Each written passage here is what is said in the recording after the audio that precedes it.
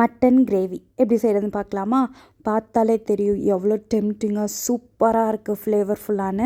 இந்த ரெசிபி பண்ணுறதுக்கு ஃபர்ஸ்ட் குக்கரில் ஒரு 3 to 4 டேபிள் ஸ்பூன் நல்லெண்ணெய், சோம்பு 1 டேபிள் ஸ்பூன் போட்டுக்கோங்க.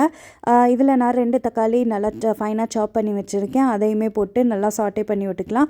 சாட்டே பண்ணதுக்கப்புறமா நம்ம சைட் பை சைடு ஒரு கடாயில் 1 டேபிள் ஸ்பூன் சீரகம், 1 table spoon pepper, 1 3/4 table spoon சோம்பு, இது எல்லாத்தையும் போட்டு ஒரு பியூட்டிஃபுல்லான அரோமா வர வரைக்கும் நல்லா ட்ரை ரோஸ்ட் பண்ணி எடுத்துக்கலாம். அதிலே சைட் பை சைடு வந்து நம்மளோட ஆனியன் சாட்டே ஆனதுக்கப்புறமா ஃபியூ கறி லீவ்ஸ் ஆட் பண்ணிக்கலாம். கறி லீவ்ஸ் ஆட் பண்ணிவிட்டு ஒரு 1 minute வந்து சாட்டே ஆகிற அளவுக்கு விட்டுக்கலாம். இடையிலேயே நம்ம சோம்பு, சீரகம், மிளகு இதெல்லாம் நல்லா ட்ரை ரோஸ்ட் ஆயிடுச்சு. அதை ஒரு ஜாரில் மாற்றிட்டு நம்ம நல்லா ஒரு கோர்ஸாக, ரொம்ப கோர்ஸாக இருக்கக்கூடாது, ஒரு லைட்டான கோர்ஸ் பவுடராக நம்ம வந்து கிரைண்ட் பண்ணி எடுத்துக்கலாம். நெக்ஸ்ட் கிரைண்ட் பண்ணி எடுத்ததுக்கப்புறம் அதை அசைட் வச்சுக்கோங்க. வச்சுட்டு நான் ஒரு 4 தக்காளி எடுத்திருக்கேன். அந்த தக்காளியை வந்து நல்லா கோர்ஸாக கிரைண்ட் பண்ணி எடுத்துக்கலாம். ஒரு 4 பல்ஸ் கொடுத்திங்கன்னா இந்த மாதிரி நல்லா கோர்ஸாக கிரைண்ட் ஆயிரும். இந்த மாதிரி கோர்ஸாக போடையில் கிரேவிக்கு ஒரு நல்ல டேஸ்ட் கொடுக்கும் தக்காளி நல்லா சாட்டே ஆனதுக்கப்புறமா நம்ம இது கூட ஒரு 1/4 டீஸ்பூன் மஞ்சள், ஒரு 1 டேபிள் ஸ்பூன் மிளகாத்தூள், ஒரு 2 டேபிள் ஸ்பூன் கோரியண்டர் பவுடர், கொத்தமல்லி தூள், இது 2ஐயும் ஆட் பண்ணிக்கலாம். இது நான் கொத்தமல்லி தூளும் மிளகாத்தூளும் எங்கள் வீட்டில் அரைச்சது, நீங்கள் கடையில் வாங்கினதாக இருந்தால் கூட நீங்கள் தாராளமாக யூஸ் பண்ணிக்கலாம்.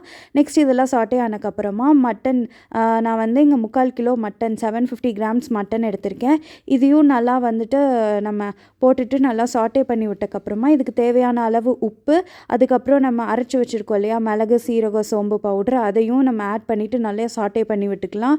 சாட்டே பண்ணி விட்டதுக்கப்புறமா ஒரு 1 to 2 minutes, ஒரு 5 minutesக்குள்ளே நம்மளுக்கு வந்துட்டு அந்த மட்டனில் இருக்க தண்ணியெல்லாம் வெளியே வர ஆரம்பிக்கும். அந்த ஸ்டேஜில் நம்ம ஒரு 3 cups ஆஃப் வாட்டர் யூஸ் பண்ணிக்கலாம். கிரேவி மாதிரி வேணால் நீங்கள் 3 cup வாட்டர் யூஸ் பண்ணிக்கலாம், இல்லைன்னா கொஞ்சம் அதிகமாகவே யூஸ் பண்ணிக்கலாம். மொத்தமாக நம்மளுக்கு மட்டனுக்கு கொஞ்சம் மேலே தண்ணி இருந்தால் கரெக்டாக இருக்கும் கிரேவி கன்சிஸ்டன்சி வர்றதுக்கு.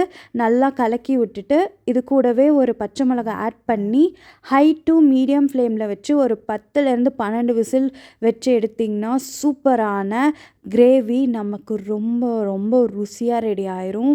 இந்த கிரேவி உங்களுக்கு பார்த்தாலே தெரியும் எவ்வளோ ஸ்பைஸாக ஃப்ளேவர்ஃபுல்லாக இருக்குதுன்னு. இந்த கிரேவியை கண்டிப்பாக நீங்கள் ட்ரை பண்ணி பாருங்கள். கூட கார்னிஷிங்க்கு மேலே நான் கொத்தமல்லி தழை போட்டு ஒரு கார்னிஷிங்கும் தரும், ஒரு ஃப்ளேவரும் தரும். என்ன ரெசிபியை முடிச்சுக்கிறேன். இதே மாதிரி ரெசிபீஸ்க்கு கண்டிப்பாக ஃபாலோ பண்ணுங்கள். இந்த ரெசிபியை நீங்கள் ட்ரை பண்ணி பார்த்துட்டு எப்படி இருந்துன்னு சொல்லுங்கள். Follow for more. Thank you so much. Tata, bye.